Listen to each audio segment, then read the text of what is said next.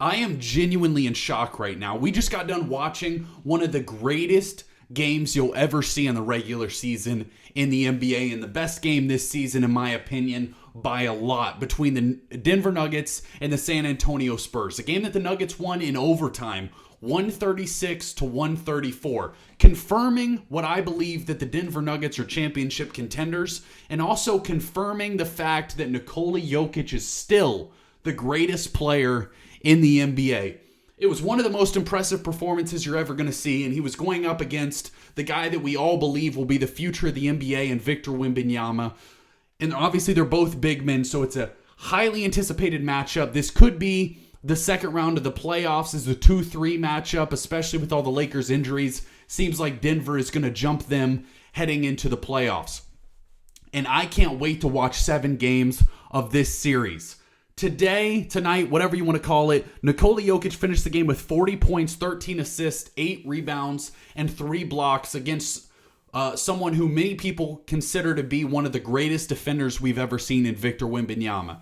Encapsulating it with an incredible overtime performance where he hit one of the most special shots I can remember in a regular season game, with a fadeaway over Victor Wembanyama, where you saw Wemby just drop his arms in frustration. Like, what do I do with this guy? And so many people have had this question with Nikola Jokic. What do you do with him? We saw Anthony Davis in the playoffs years ago, after Jokic would hit those crazy shots over the top of his head from three-point range, seemingly impossible shots. Nikola Jokic finds a way to make it happen, and finds a way to make it happen in clutch moments. But this game was not only about those two players, even though that was the main story. The supporting cast between these two teams was incredible. You saw the great guard play from both teams. Stephon Castle, Jamal Murray, Christian Brown, Aaron Gordon, Cam Johnson for the Nuggets were all incredible. On the Spurs side, Stephon Castle had 20, Devin Vassell had 18, De'Aaron Fox 14, and Champagnie had 18 points. And Dylan Harper had 12 off the bench. With Nikola Jokic and Aaron Gordon on the court, I was looking this up exactly, the Nuggets are 18-6 and have a plus 20 net rating when they're both playing. This team is absolutely a championship contender, and if you don't believe it, I hope today changed your mind. Now, many Lakers fans were arguing with me, how do you believe the Nuggets are championship contenders and the Los Angeles Lakers aren't? Well, if you turn on the TV and watch the games, you'll see what I'm saying, and that's that the Denver Nuggets are highly dangerous if they are able to stay fully healthy. Now, that's what they've struggled with all season. Cam Johnson's missed game. Aaron Gordon has missed a bunch of games. Jokic was out for like a month. Jamal Murray's actually been pretty healthy. But they've had a lot of injuries to a lot of their key guys. But when those guys are on the court, I absolutely would not be shocked if you see Nikola Jokic, Jamal Murray, Aaron Gordon, Cam Johnson, Christian Brown go nuclear in a playoff series, or in the playoffs in general, to win an NBA championship. Last year, they took the Oklahoma City Thunder to 7 games in a series they got hurt. And, we're right on the cusp of finding a way to win that series, and probably would have won the NBA championship at that point. But let's focus on today's game, because just incredible to watch. Obviously, we know Wemby versus Jokic. People are already wondering, is Victor Wembanyama already the best player at the NBA? We see the impact he has on the defensive end of the court is incredible. That length, that reach, that anticipation, timing, all those things that make defensive players great and really want to is another part of it. But he has everything in his makeup to be a great defensive player. And this year he's really, shown what he's capable of. He's done in the years past, but he's played enough games this year to really, flex what he can do. And as of late, he's been scoring a lot of points. So people were starting to wonder if we're seeing the coronation of the next great player in the NBA. And even though he's done some great things, he has not yet passed Nikola Jokic. And I don't believe Shai Gilgeous-Alexander has either, but that's a conversation for another day. Nikola Jokic reminds me constantly why he is the greatest player that's currently playing right now. Again, 40 points, 13 assists, and 8 rebounds over Victor Wembanyama. 13 of 25 from the field. Incredible efficiency. In games that Jokic has played Wemby, he is averaging 37 points, 11 rebounds, 9 assists, 1.1 steals, and 1.4 blocks. So he has had great success against Wemby, and it's because when Jokic is turning it on and really wants to prove a point, man, he is so impressive. And what you see in games like this is even though he doesn't look like he has the greatest conditioning in the world, he is such a well-conditioned player when you get to the end of the season. His ability to play at that level in the fourth quarter and overtime. So in the first quarter, San Antonio was up 43-36 after one. And going into halftime, they were still up 7 points. And the Nuggets just slowly chipped away in the third and fourth quarters. And then going into overtime, obviously they only won this game by 2, so it was super tight for the entire game. But it's important that your best players are able to continue to keep up that level of stamina for an entire game, because the playoffs are going to involve a lot of games like that. And Jokic does not really get enough appreciation for what he's able to do in hitting those clutch shots down the stretch. He hit that fadeaway over Wemby and then hit it like a little floater, really to ice the game with a few seconds left in this one. But you saw great performances from his running mates. When he has Aaron Gordon with him, this team is really, really good. And what I've talked about many times is the fact that the Nuggets are the best offensive team in the NBA. One of the best offensive teams of all time. Obviously, we know the talent they have, and what Jamal Murray's been able to do this year has been incredible. Made his first All-Star game, and we know what he does in the playoffs. We know he's able to hit big shots and perform in big moments. So you have to feel confident as a Nuggets fan that this team is going to be able to really compete in these big series against the Thunder, Spurs in round 2, whoever they run up against. But I would feel excellent if I'm a Nuggets fan going up against the Spurs in round 2. Now, that's not saying the Spurs can't win. I don't want to completely discredit them because it was only a 2-point victory and a great game. The Spurs have been highly impressive. But the Nuggets are absolutely alive going into this playoffs because of the power of that starting lineup. It's one of the best starting lineups in the entire NBA.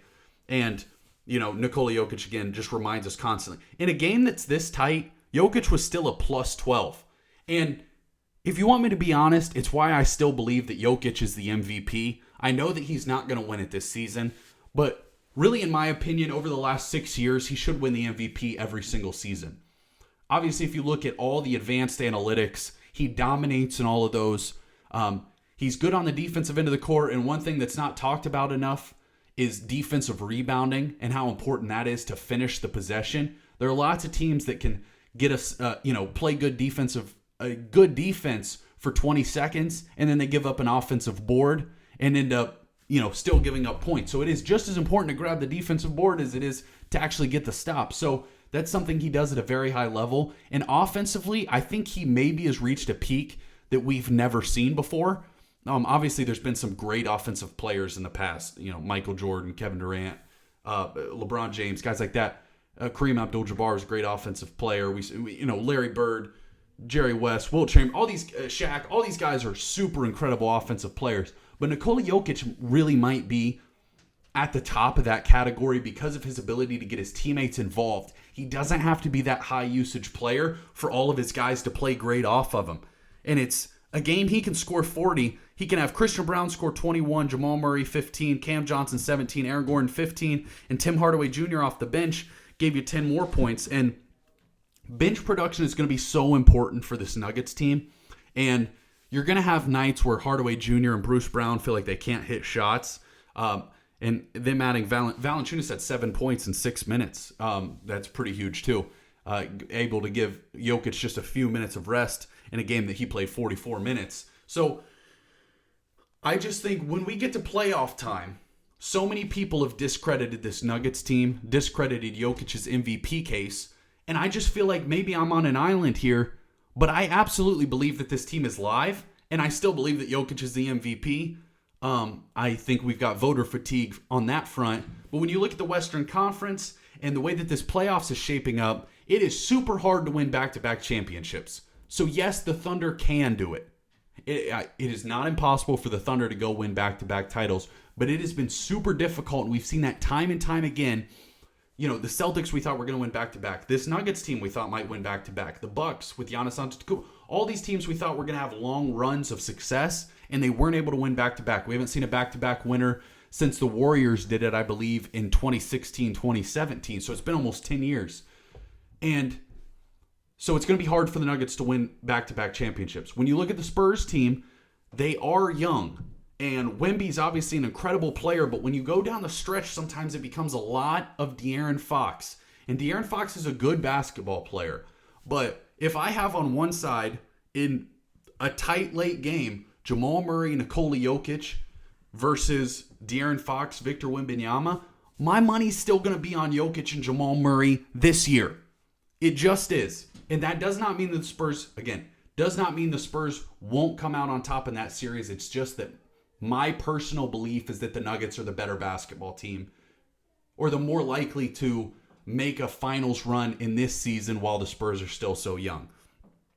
They have the depth. They have the shot making with, adding players, Bruce Brown and Tim Hardaway Jr., Valanciunas coming off the bench. Julian Strawther gave you 6 points. And Christian Brown played well. Peyton Watson didn't even play today.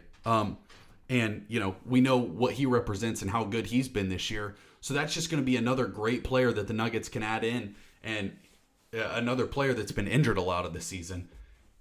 So without the Nuggets, one of their better players in Peyton Watson, they were still able to win against the San Antonio Spurs.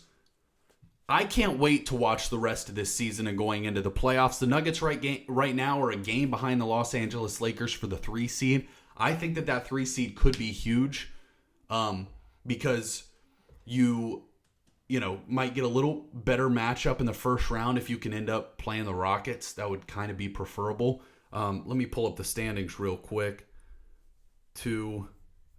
before I say exactly who it's looking like they're going to play, but I think the Timberwolves and the Rockets were right there. Timberwolves are the 6 seed right now, and the Rockets are the 5 seed. So we'll see who they play. But you might move into that 3 seed in the second round. You're playing the Spurs instead of the Thunder. And then in the Western Conference Finals, you'd probably meet the Thunder. So it can be increase your chances to get to that Western Conference Finals. And once you get there, fatigue becomes a factor. Injuries, all those sorts of things. There's a lot to factor in once you get that deep in the playoffs. And I just feel strongly that the Nuggets are going to be absolutely alive to win a championship this year. They might even be my pick. I'll obviously release my final playoff predictions when we get there in a week and a half, 2 weeks when the playoffs start. But you have to feel good in the Western Conference.